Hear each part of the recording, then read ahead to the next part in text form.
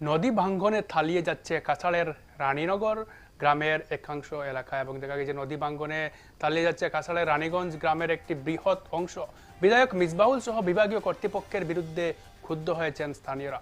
পরপর তিনবারের বন্যায় বড়খলার বিভিন্ন এলাকায় তছনছ হয়ে গিয়েছে, রাস্তাঘাট ভয়ঙ্কর রূপ ধারণ করেছে।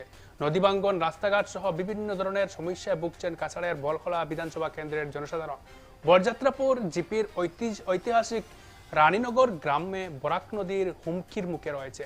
কথিত আছে যে ওই গ্রামে কাছাড়ের রানীর ইন্দ্রপ্রভা বহুদিন অবস্থান করেছিলেন। স্থানীয় জনগণের দাবি, গ্রামে কাছাড়ের রানী ইন্দ্রপ্রভা অনেক স্মৃতি জড়িয়ে রয়েছে এবং বর্তমানে জনপ্রতিনিধিদের চরম উদাসীনতার ফলেই পুরো গ্রাম এক প্রকার নদীর গর্ভে তালিয়ে যাওয়ার সম্ভাবনা রয়েছে।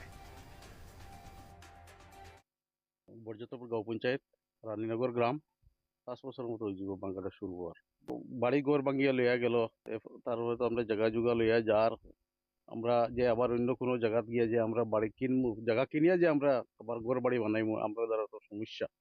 আর আমরা এরকম টাকা পয়সা কোনো মানুষও নাই। আমরা বিরাট কষ্ট করি আমরা চলাফেরা করি।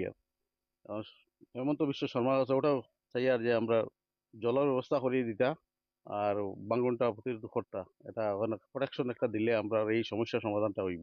তো এই বছর গেছে বর্ষার সময় এই চিটা ভাঙ্গিয়া হয়ে গেছে, এখন তো আমরা জল খাওয়ারও সমস্যা হয়ে গেছে।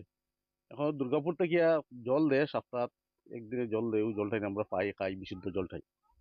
আর এখন তো নদীত গিয়া যে আমরা নদীর জল ব্যবহার করতাম, আমরা কষ্ট নদীতে জল উঠিতে পারি না, এই অবস্থা হয়েছে। আমরা ঘর বাড়ি 7-8টা ঘর বাড়ি গেছে। এখন তো বর্তমানে জুলাই, এখন তো বাঙ্গে না, কিন্তু বাংবো যে বৃষ্টি আরম্ভ হইব ওই বাঙ্গে লইয়া যাইব। এমএলএ তো আইসি।